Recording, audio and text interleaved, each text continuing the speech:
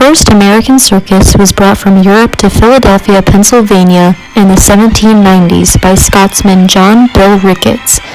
Ricketts was an equestrian in the Royal Circus in London. In 1793, he gave his first circus performance in America, the first American circus performance in history.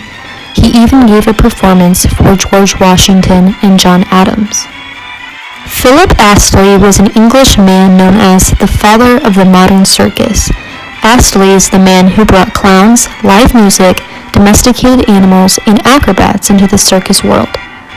The Barnum and Bailey Circus was known as the best show on earth, being most popular in America in the late 1800s through the 1900s.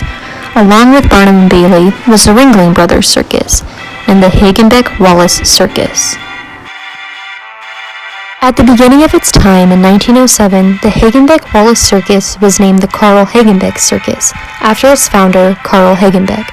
Carl was an animal trainer in Germany who supplied zoos and even the Barnum and Bailey Circus with trained animals, such as bears, elephants, giraffes, camels, and big cats. Around the same time in 1884, a stable owner in Peru, Indiana, named Benjamin Wallace and his business partner James Anderson purchased a circus and named it the Great Wallace Show. Also in 1907, Benjamin Wallace purchased the Carl Hagenbeck Circus. The newly combined circus was now called the Hagenbeck-Wallace Circus. The Hagenbeck-Wallace Circus wasn't the largest show in the country, unlike Barnum and Bailey and the Ringling Brothers, but it did come close. By 1918, the company employed around 250 performers, from acrobats, trapeze artists, equestrians, clowns, to lion tamers. Since the time of its combination, the Hagenbeck Circus and the Wallace Circus has since grown to be a $100 million extravaganza that required two separate trains of 28 cars, each to transport all the performers, animals, costumes, and props across the country. With trains being just invented in the late 1800s, danger was also present in circus traveling. The Hagenbeck-Wallace Circus had just completed two performances in Michigan City, Indiana, and was traveling overnight 45 miles to nearby Hammond, Indiana. The first train, carrying workers and many of the circus animals, cruised to its destination with no problems. The engineers on the second train stopped their progress to fix a hot box. The overheated axle bearing could cause a fire on the train if not dealt with immediately. It was around 4 a.m. when the second train pulled off onto a sidetrack, but the last 5 cars, including 4 wooden sleeper cars, remained on the main track. As the engineers worked and the performers slept, an empty train used to transport soldiers to the East Coast for deployment to the waterfront in Europe came barreling down the main track. The driver blew past several stop signals, and then the lamps of several of the circus engineers trying desperately to stop the oncoming train.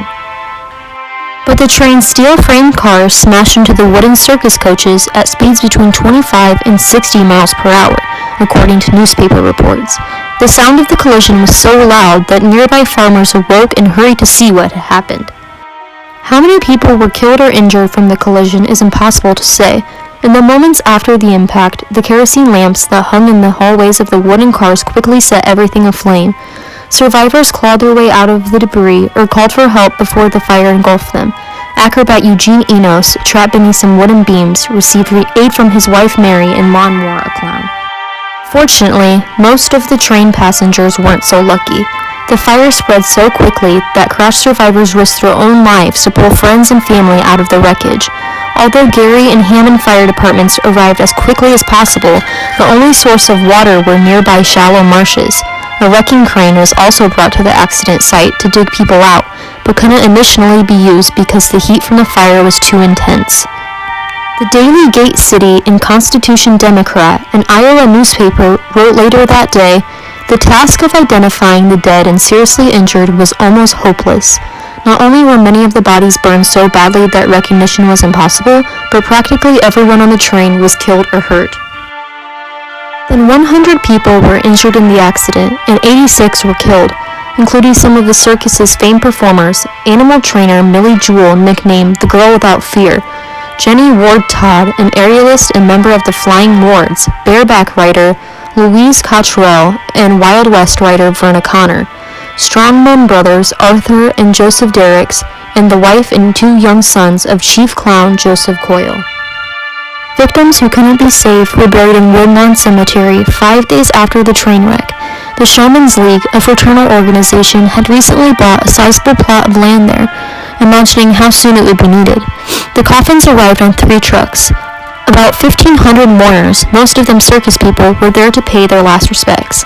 5 identifiable victims got individual graves. The remains of 48 other victims, who were so badly burned they couldn't be identified, were buried in a common grave measuring just 25 by 35 feet. Their headstones were labeled Unknown Male, Unknown Female, 4-horse driver. One is identified as Baldy, another as Smiley. Subsequently, Showman's Rest was marked by 5 sculpted elephants, depicted with their trunks lowered. According to circus lore, if an elephant's trunk is up, it's a sign of joy or triumph. A lowered trunk is a sign the animal is mourning. In nearby towns, a persistent schoolyard legend has it that those stone elephants mark the graves of the circus elephants. So the story goes, the Hagenbeck-Wallace train wreck occurred nearby, and the dead elephants were too heavy to move very far, so they were dragged over to Showman's Rest. When bigger kids share the tale with little kids, they say that if you listen carefully, you can hear the cries of animals at the nearby Brookfield Zoo mourning their kin. The Hagenbeck-Wallace circus train wreck remains relevant to this day, even 102 years later. It broke barriers by teaching train builders that wooden cars were not the smartest idea, especially with 100 circus travelers on them. When a steel train car hits a wooden train car, accidents are bound to happen.